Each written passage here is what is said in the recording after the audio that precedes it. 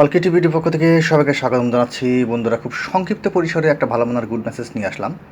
সেটা হলো বাংলাদেশ মেডিকেল, অর্থাৎ ওখানে কিন্তু 800 জনের মতো লোক নিয়োগ করা হবে। এটা মোটামুটি বড় মানের একটা নিয়োগ বিজ্ঞপ্তি। এর নিচে নামলে আপনারা এখানে পেয়ে থাকবেন সব কিছু। তো আমি যদি একটু বড় করি, দেখেন এখানে ডিটেলস ঢাকা মেডিকেল। তারপরে পদের নাম হলো সিনিয়র স্টাফ নার্স। তো এখানে কিন্তু বেসিক পাবে 16,000, ইন টোটাল 38,000 টাকার মতো স্যালারি পাবে। পদের সংখ্যা হলো 800 জন। শিক্ষাগত যোগ্যতা ডিপ্লোমা ইন নার্সিংয়ে যারা মিডওয়াইফারি কোর্সে এক কথা তারাই কিন্তু এখানে আবেদনটা করতে পারবে। তো বাকি যে আনুষঙ্গিক শর্তগুলো সেগুলো ডিটেলস এখানে গোষ্ঠীর ইতিহাস বর্ণনা করা আছে।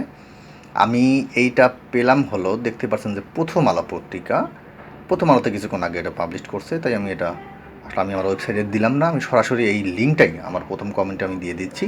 ওইখান থেকে আপনারা লিঙ্কে ক্লিক করলে ও প্রথম আলোর এই সাইডে ঢুকে যাবেন।